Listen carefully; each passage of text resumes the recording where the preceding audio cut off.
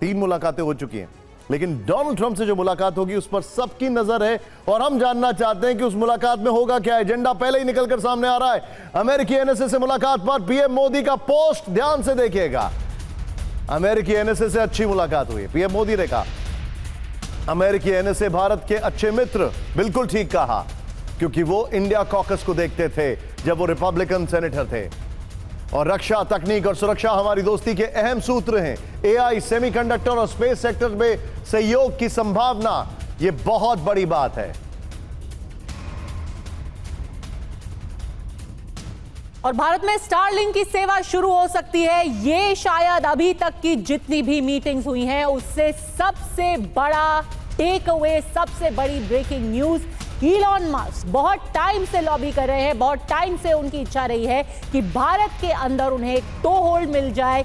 Reuters के हवाले से ये एक बड़ी खबर है, जहां रॉयटर्स ने 2 अलग अलग सूत्रों के हवाले से ये खबर दी है मस्क के कारोबार की भारत में अब एंट्री हो सकती है। और सुमित, ये बैलेंस करना बहुत ही मुश्किल होगा, बहुत ही चैलेंजिंग होगा भारत के लिए कि आप स्टारलिंक को हमारे देश के अंदर एंट्री दीजिए, लेकिन अपनी शर्तों पर, कोई भी स्ट्रेटेजिक मुद्दों पर बिना कंसेशन दिए हुए।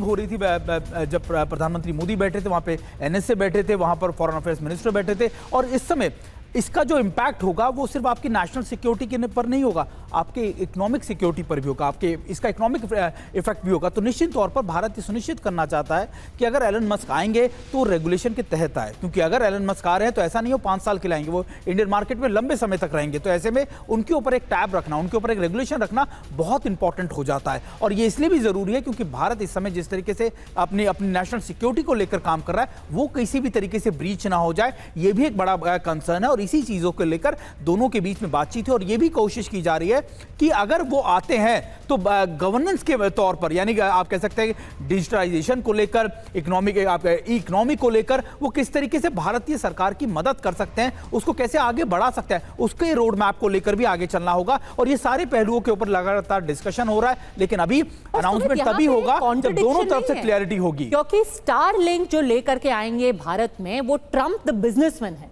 पर अब वो सिर्फ बिजनेसमैन नहीं है, वो अमेरिकन एस्टैब्लिशमेंट का एक हिस्सा है। तो जितना पेनिट्रेशन, डिजिटल पेनिट्रेशन हमारे देश में है, जितना डेटा उनको मिलेगा, एक तरीके से हम बिजनेसमैन ट्रंप को वो डेटा देंगे, पर कहीं पॉलिटिशियन ट्रंप नहीं, बिजनेसमैन मस्क को वो देंगे, बट पॉलिटिशियन मस्क को हम ट्रस्ट कर सकेंगे विद ऑल दैट डेटा? देखिए, यही पद्मजा सबसे बड़ा चैलेंज है, क्योंकि ऐसा नहीं है कि उनकी कंपनी में सिर्फ और सिर्फ वही है।